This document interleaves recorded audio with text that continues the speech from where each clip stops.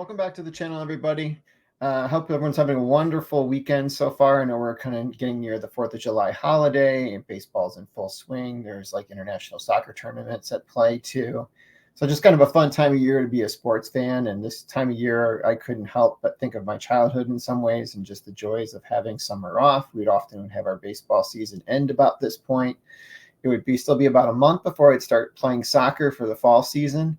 And throughout all the summer, I can think of baseball. Baseball, I would go to a lot of games. I would collect a lot of cards and hang out with my friends riding bikes. And we would play baseball and play basketball in our driveways. So, just it's a great time of year, great memories across the board. So I wanted to do a mid-year report. So this is going to reflect on the goals I set back in January for 2024. Those were goals that took me some time to be able to put together. And so I wanted to kind of reflect on the progress to date for a couple different reasons. One, I thought it might be a fun video for people to be able to watch. Second, often we can, at least I can, kind of get in fall into a trap of feeling like I need to kind of catch up with the Joneses.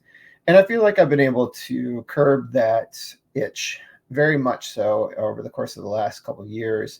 But it's always kind of just there. When I see really cool items out there, or I feel sometimes like I'm not moving fast enough on a project, that's when I kind of get the itch to be able to try and maybe do more and stretch the hobby dollar in a way that I'm not necessarily comfortable with.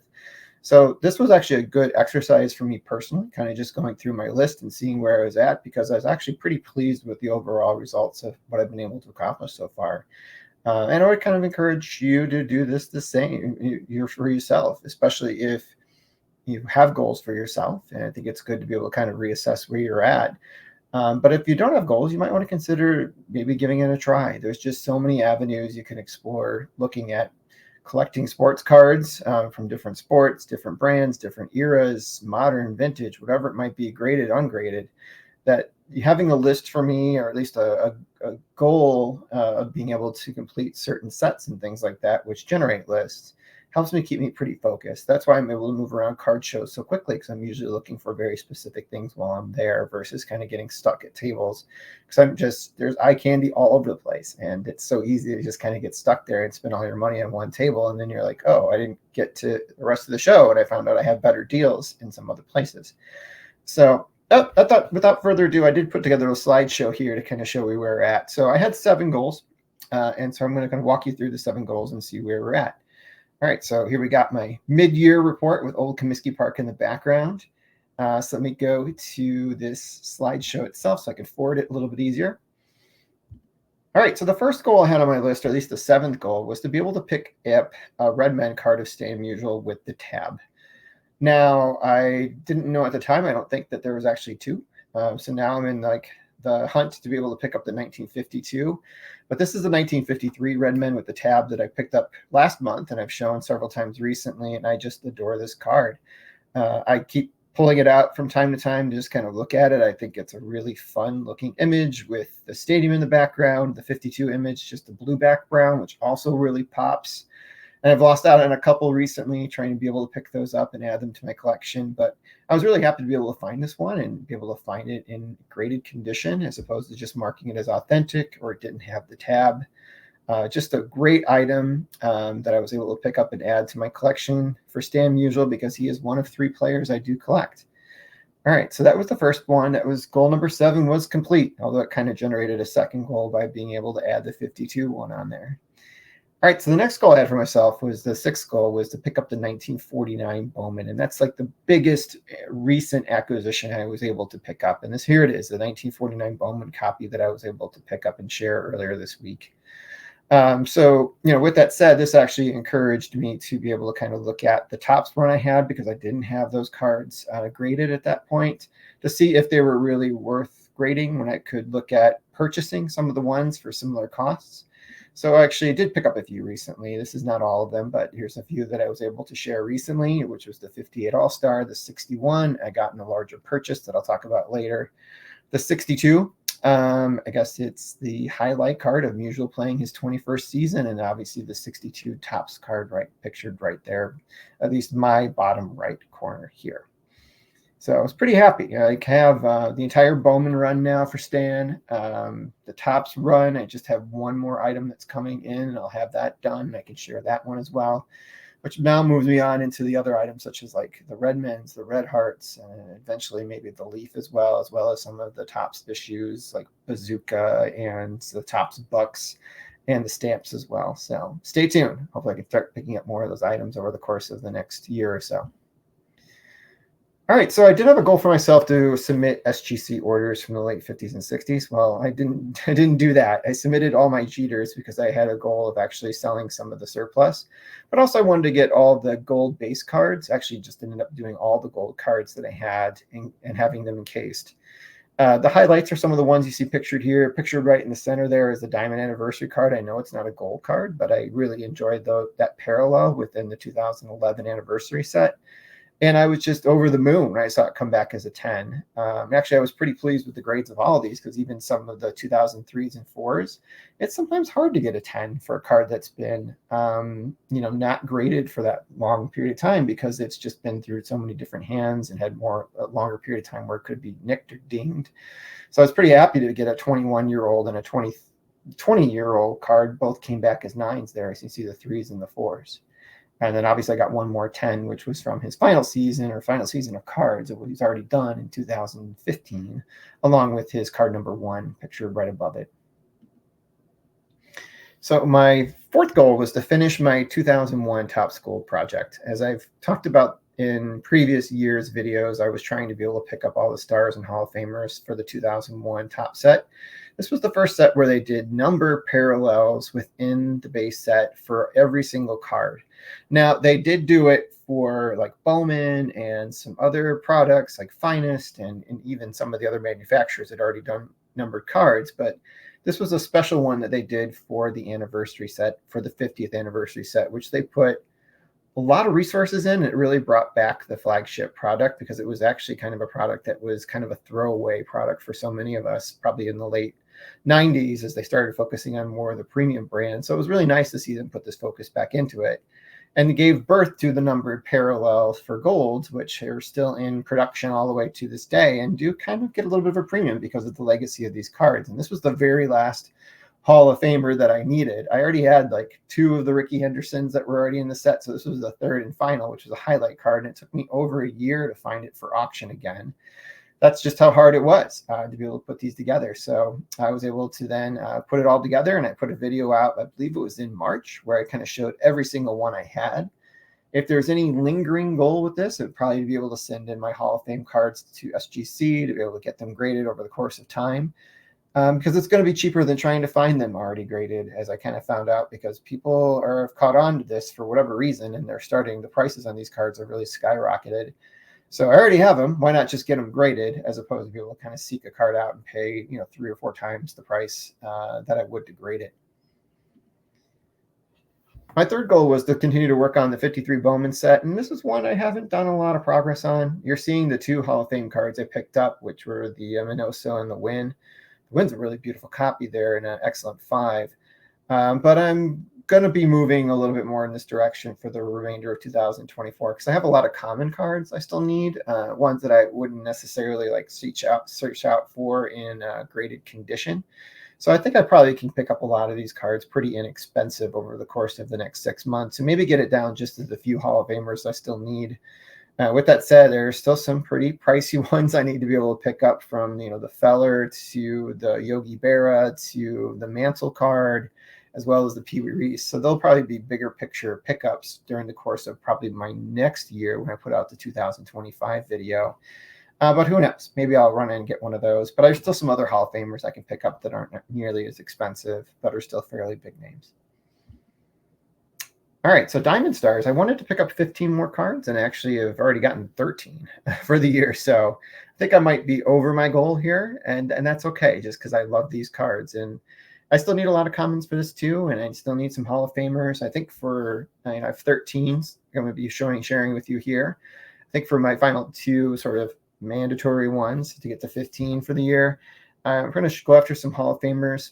I've really been drawn towards the Hornsby of late. Want to be able to maybe pick up that card. So that's one that's kind of in mind. It would be a bigger purchase over the course of the next 6 months. And who knows what the next one might be. And I'm also perfectly fine continuing to pick up the common cards for the set because they're just a lot of fun, and I still need about half the set, so there's still a lot of cards out there that I need to acquire. So those are the first 4 I got, most of them through eBay, with the exception of the Hall of Famers, which I all purchased at the Chicago Sports Spectacular show in March. And here we have Frankie Frisk and Bill Terry, pictured along with Dixie Walker and Lou Fonseca. The Kiki Kyler, or Kai Keeler, I should say. I mispronounced it. I'm sorry. Someone's going to put that in the comments there. It was one I picked up also at that same show, and I was able to get a really good deal on that one because I was also picking up a few other cards I needed for another set during that purchase. And then finally, the Bucky Harris was the other Hall of Fame card I picked up during that one as a Hall of Fame manager. So just really fun cards for me. I think it's going to be a really fun set to share with everybody. I know I'm sharing each and every card I pick up, and I do little profiles on each player over the course of every month. But it'll be fun to show it all together when it's all done. And I'm just over the moon that I've actually gotten half the set already, because I just set this goal 2 years ago. All right, so before I go into my final goal, I wanted to just kind of give some other highlights. So I wouldn't say that these weren't goals, but they weren't high priority goals, but I just found the cards kind of falling into my lap. And that first one was the Derek Jeter on the top here, which actually completed my base Derek Jeter gold run. It's serial numbered as out of 2007, but what makes this kind of fun is that it was the card stock was printed at the time where they still had the air with Mickey Mantle and George Bush pictured in the background. So it's just kind of a fun image that has a strong, interesting legacy within the Topps, because I believe the history behind that is the employee who did this actually got in a lot of trouble and may have lost their job over doing this, and they later produced cards that had those 2 images removed. So it's just kind of a fun card within the hobby. I think if you don't have to get the gold one, but if you can get the regular one with that image on there, I think it's highly recommended that you kind of consider doing it, in my personal opinion. But it was great because it finished a big project for me. I wanted to be able to pick up the 49 Leaf Luke Appling at some point. I had been looking at it at a few shows, and this one was up for auction, and I was able to close at a reasonable price because it closed in the middle of the day on a work day in like January. So a lot of people were at home being able to do last minute bids on it. Just happy to be able to pick up, a Leaf card. I have one other Leaf card that came in this year, and I hope to be able to acquire more of these over the course of my lifetime because I think it's one of my favorite vintage sets, period. And then during the course of like a larger purchase online, I was able to put in a last minute bid on this Fence Buster card down here featuring the Duke and Willie Mays. I just love this card. It's in beautiful shape, and it has, in my opinion, the best player of all time who we lost recently, featured there with the Duke. And like the only thing that's missing on there would be Mickey. Wouldn't have been cool, right, if they were able to kind of put Mickey and Willie and Duke all on the same card at some point during Topps run, but it never really came to fruition. So as a result of that, this is one of the cards that's about as close as we're going to get. I know we have the Manager's Dream card a few years later that had Mays and Mantle, which is really cool too, but I feel like they missed an opportunity, but I'm happy to be able to add that one to my collection. Some other highlights, it was the local card shows that I go to here. I only went 3 times and over the course of the first 6 months, and they're monthly. And I was able to get some really cool items in there, starting with, the 52 Topps cards you see here. So like I want to be able to get more of these cards when I see them, especially the Hall of Fame cards. Probably for the lower series, because I think getting the high series has to be a goal, I think, to be able to do that, because I have to budget for those cards. But if I could find these at the prices I paid for both of them, I'm going to do it all day. They're just fun cards. I love that set. Classic images. Can't go wrong with the Ashburn or Irvin. Really great players during their era as well. And then I got this T206 card of Fielder Jones, who was the player manager, actually, that time of the Hitless Wonders in the 1906 when the White Sox won the World Series over the Chicago Cubs. That's another, future project at some point down the road, is to be able to get all the Chicago White Sox players from the T206 set. I have 2 now, so it's not a huge step in that direction, but what a beautiful card and image this is. This one really caught my eye because of the sunset image there with the yellow background and a little bit of the orange hue as well. Just a really cool imagination to envision the sunset with that color. And I just thought it was so cool to see a card this old that had that level of clarity in the image. and just the colors just really popped in person. In fact, this picture does not do it justice. Yeah, I also got autographs over the course of this past year, or the first half of this year too, two of which I got at the Chicago Sports Spectacular, which means I met them in person. I met Raleigh Fingers, got his autograph on his rookie card, as well as Dave Parker. So I got autographs from both of those. And this Luke Appling I actually got from Mike Baseball Collector when he was selling a lot of his extra autographs. So I was able to purchase 3 autographs from him. And this is one of the 3 that I was able to pick up from his personal collection. So I thought that was pretty cool to add that into my collection. And then finally, I got some gifts, and I also won a contest. So I wanted to be able to just kind of highlight these things. So you've seen these recently on the channel. So the Mazeroski was a gift from my good friend Ravi. Dre Diaz gifted me, and his wife gifted me the Warren Spahn and the Larry Doby Redmond from 1952. And then I did check, and Scott Maz actually was okay with me being able to share the Luis Aparicio autograph that I have pictured here from one of the Perez Steel cards. I believe this is the Celebration set, but I could be wrong. I'm not anywhere near an expert on the different types of Perez Steel cards. But just such generous items that were gifted to me, and I am just really humbled, by like their willingness to be able to kind of add into my collection, and kind of knowing my interest on top of it too. And then finally, I actually won a contest that was offered by Iconic Baseball. He had 2 different items up for sale, and he wanted to do a contest where you showed 2 cards that use the same image, and I actually picked the White Sox one, and it was kind of fun putting it together, and later learning that I actually won this Charlie Gehringer autograph card. It's not the actual 38 Gaudy, but it's a reprint, but it's just a beautiful autograph nevertheless, and just really kind of pops. And I'm really grateful for it, and thank you again, for that contest and being able to select my name. All right, so on to the final goal that I had for 2024. I was so close, and I'm going to start with that. And it's actually the low point of 2024 for me so far. Well, actually, one more thing. Of the sort of additional items that were outside of the goals, I had the opportunity to be able to purchase some vintage cards from one of my friends who was selling his collection.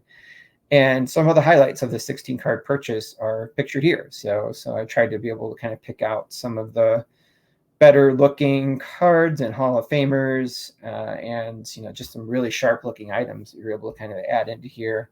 Like the Maris, this first graded Maris I had, and this beautiful Mazeroski All-Star from the 59 set in an 8.